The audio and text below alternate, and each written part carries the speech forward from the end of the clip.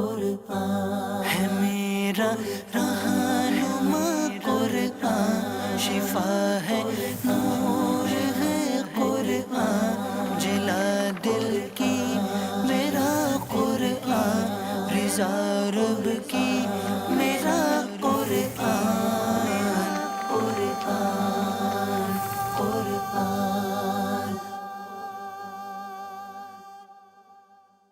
الحمدللہ رب العالمین والصلاة والسلام علی سید المرسلین، اما بعد فاعوذ باللہ من الشیطان الرجیم، بسم اللہ الرحمن الرحیم۔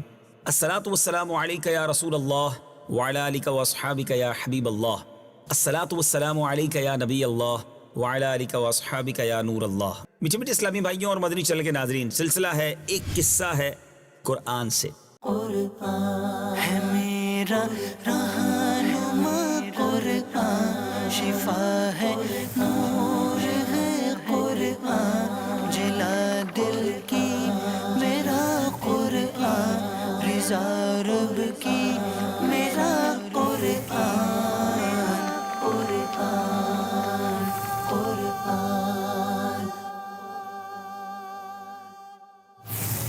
آج کون سا قصہ سنانا ہے؟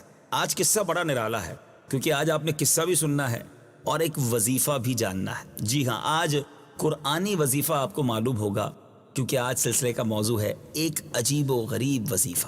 مفسرین نے فرمایا کہ عوف بن مالک اشجعی رضی اللہ تعالیٰ عنہ کے ایک فرزند جن کا نام سالم تھا، مشرکوں نے، غیر مسلموں نے گرفتار کر لی۔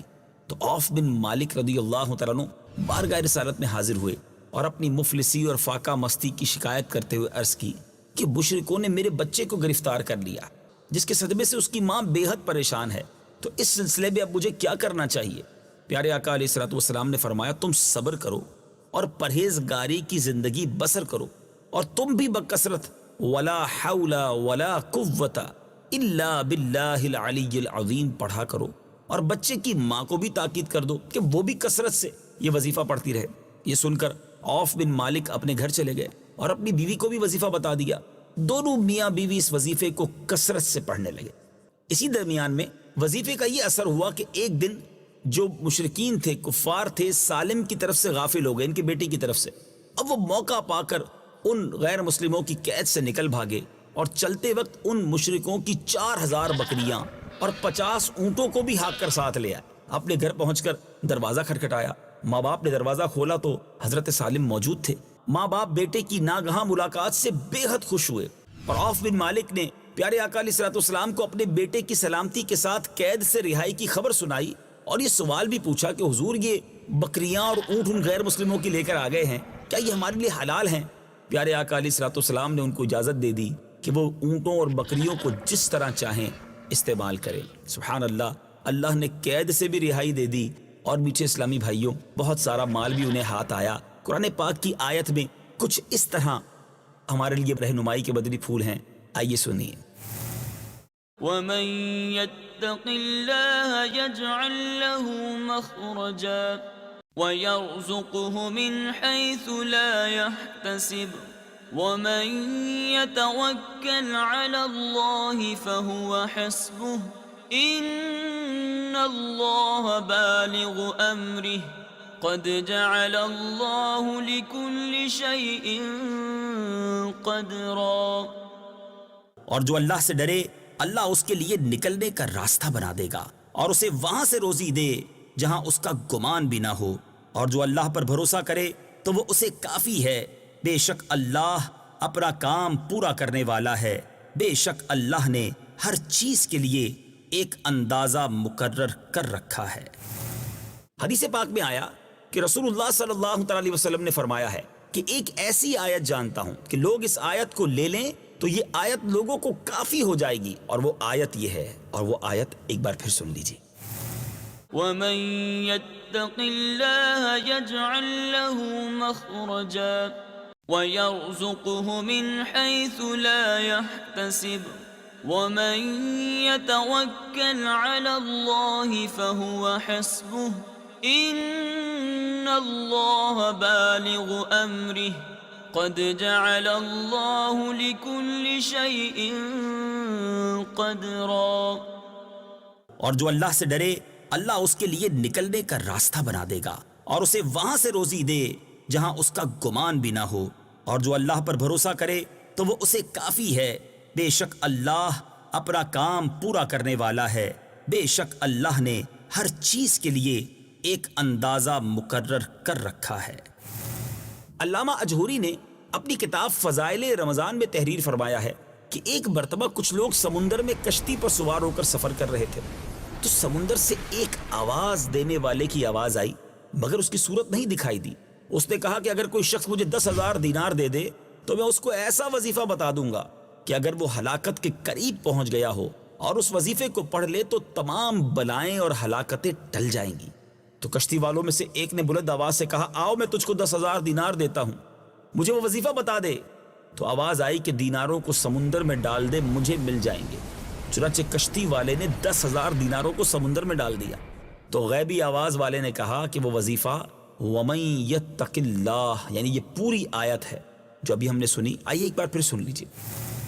ومن يتق الله يجعل له مخرجا ويرزقه من حيث لا يحتسب ومن يتوكل على الله فهو حسبه ان الله بالغ امره قد جعل الله لكل شيء قدرا۔ اور جو اللہ سے ڈرے اللہ اس کے لیے نکلنے کا راستہ بنا دے گا اور اسے وہاں سے روزی دے جہاں اس کا گمان بھی نہ ہو، اور جو اللہ پر بھروسہ کرے تو وہ اسے کافی ہے، بے شک اللہ اپنا کام پورا کرنے والا ہے، بے شک اللہ نے ہر چیز کے لیے ایک اندازہ مقرر کر رکھا ہے۔ اور فرمایا کہ جب تم پر کوئی مصیبت پڑے تو یہ پڑھ لیا کرو۔ یہ سن کر کشتی کے سب سواروں نے اس کا مذاق اڑایا اور کہا، تو نے 10,000 دیناروں کی کثیر دولت ضائع کر دی۔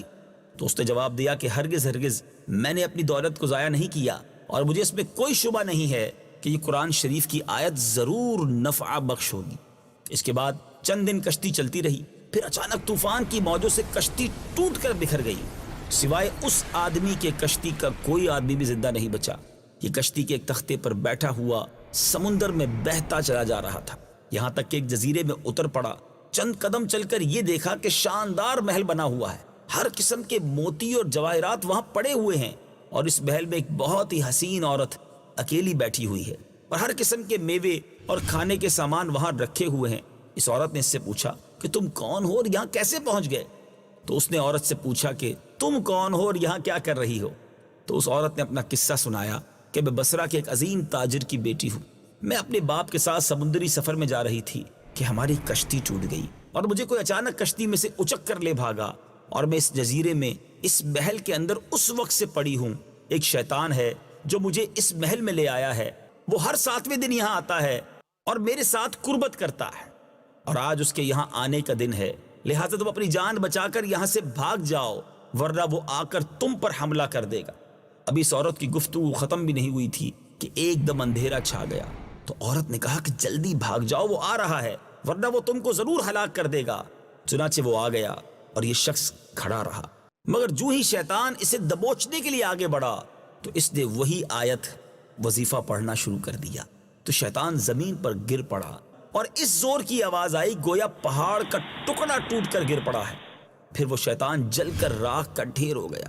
یہ دیکھ کر عورت نے کہا کہ اللہ تعالیٰ نے تم کو فرشتہ رحمت بنا کر میرے پاس بھیج دیا ہے، تمہاری بدولت مجھے شیطان سے نجات ملی۔ پھر اس عورت نے اس مرد سے کہا کہ ان موتی جواہرات کو اٹھا لو اور اس محل سے نکل کر میرے ساتھ سمندر کے کنارے چلو اور کوئی کشتی تلاش کر کے یہاں سے نکل چلو۔ چنانچہ بہت سے موتی و جواہرات اور پھل وغیرہ کھانے کا سامان لے کر دونوں محل سے نکلے اور سمندر کے کنارے پہنچے تو ایک کشتی بصرہ جا رہی تھی۔ یہ دونوں سوار ہو کر اس میں بصرہ پہنچے۔ لڑکی کے والدین اپنی گمشدہ لڑکی کو پا کر بے حد خوش ہوئے اور اس مرد کے ممنون ہو کر اس کو بڑی عزت و احترام کے ساتھ اپنے گھر میں مہمان رکھا۔ پھر لڑکی کے والدین نے پوری سرگزش سن کر دونوں کا نکاح کر دیا اور دونوں میاں بیوی بن کر رہنے لگے، اور تمام موتی و جواہرات جو دونوں جزیرے سے ساتھ لائے تھے وہ دونوں کی مشترکہ دولت بن گئے۔ اور اس عورت سے خداوند تعالیٰ نے اس مرد کو چند اولاد بھی دی، اور وہ دونوں بہت ہی محبت اور الفت کے ساتھ اپنی زندگی بسر کرنے لگے۔ سبحان اللہ۔ میرے میٹھے اسلامی بھائیوں، اس واقعے سے معلوم کیا ہوا کہ اعمال و وظائف قرآنی میں بڑی بڑی تاثیرات ہیں، مگر شرط یہ ہے کہ عقیدہ درست ہو اور اعمال کو صحیح طریقے سے پڑھا جائے اور زبان گناہوں کی آلودگی اور لقمہ حرام سے محفوظ و پاک ہو، عمل میں اخلاص نیت اور شرائط کی پوری پابندی بھی ہو۔ انشاءاللہ عز و جل ان قرآنی وظائف سے بڑی بڑی اور عجیب تاثیرات کا ظہور ہوگا۔ اب آپ نے سن لیا، آج آپ کو 2 وظیفے مل گئے ہیں، کثرت سے پڑھتے رہا کریں۔ اگلے سلسلے میں پھر ملاقات ہوگی، ایک قصہ مزید لے کر آئیں گے۔ مدنی چینل دیکھتے رہیے۔ صلو علی الحبیب صلی اللہ تعالی علی محمد صلی اللہ علیہ وسلم۔